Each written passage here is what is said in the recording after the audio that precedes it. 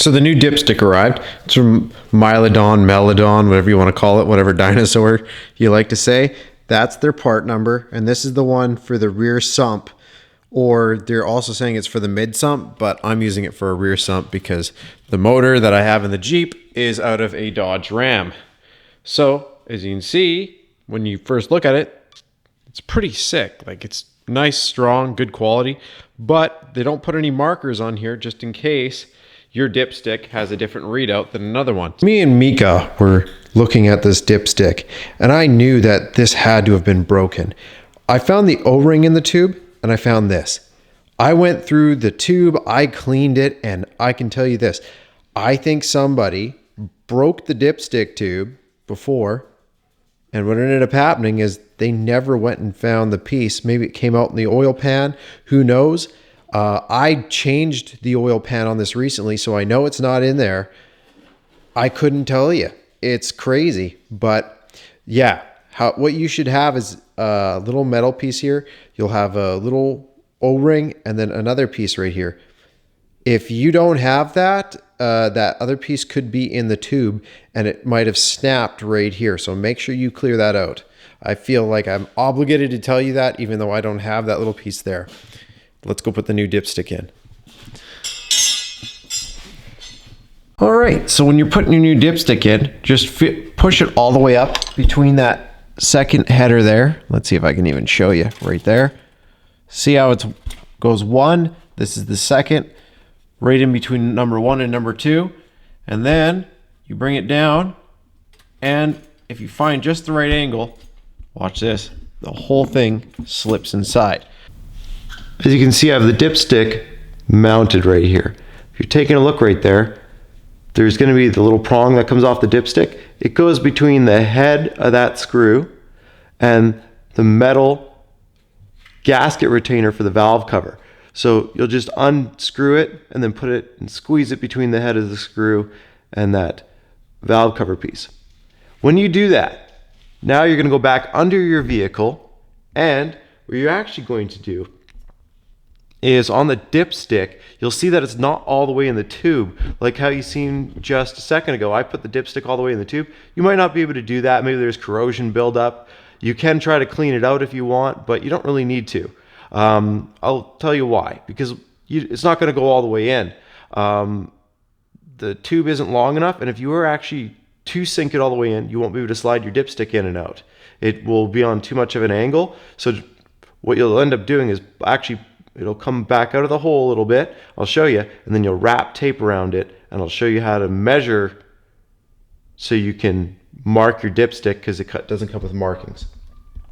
This is where the block would meet on the other one. So what you want to do is take where the block met on that silver dipstick, line it up right there, the line that you made on your dipstick tube, and this. And then what you're going to do is slide your dipstick in to the other tube after you line these up, and with a dental file make a marking. I'm going to show you right here. For me, what I ended up doing is I found out that mine was right here, right where the O-ring was, is actually where the block level was. So that's why in this next portion, what you're going to see me do is I'm going to have this sideways, and I'm going to line up the tip of my dipstick with this right here, and this was pretty much the block because that's where it lined up for me at the O-ring. Probably going to be hard to see, but see how I have 2 score marks? If I line these 2 up, lines up with those 2 dots. I went a little bit wider than the other 2 dots, but like I said, it's going to be hard. You can sort of see the silver there. It's easier to see when it's not on camera, I'll say that. And again, all I used was a couple dental files, and I marked up the stick where it should be, and I'll probably make the marks a little bit easier to see. I can see them on here. It's just, of course, a little bit harder on camera.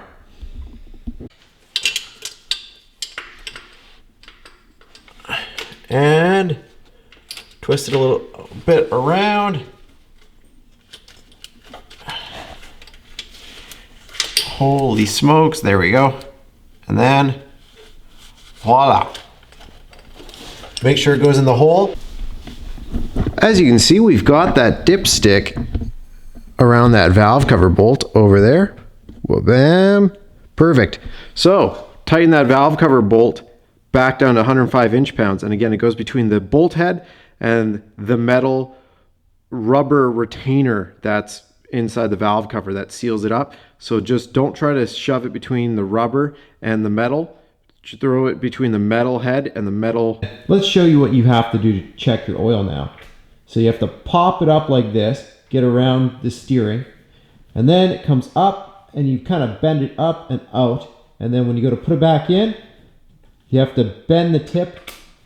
You have to kind of bend the tip around here and into the tube. Like, you'll literally end up bending it with your hand into the tube and working it down inside. After you do that, then you pull it out. And like I said, you have to use a cloth to slide it up the dipstick to see when the fluid is when it's brand new, because there's just no way you're gonna see it under normal light unless you have dark fluid. Either ways. Well, that's how you change the dipstick out. Now you can at least see how it's gonna aim off of the Hemi, which is perfect for if you have the car or if you have the truck. Now, if you had the car, I'm guessing it would be closer up here, the dipstick. So that would be a little bit easier to pop in and out, or if it was on the passenger side. I don't think it is in this case. But either way, for the truck Hemi, since it does sit back there, unfortunately, that's where it's gonna come out. And for the Dodge guys, like I said, they really don't like it because they have to try and wrap it out and around the fender wall. I was hoping it would be a little bit different with the Jeep here, but I'm just glad it clears the steering. Is it a pain to check my oil? Yes, but once my oil is set and done, I'll only be checking it every once in a while. So let's face it, some people are gonna be like, oh, I check my oil every time I go out. Well, you must not go out very often then. Anyways, thanks again for watching. I hope this helped you out. And that's the dipstick swap on this one.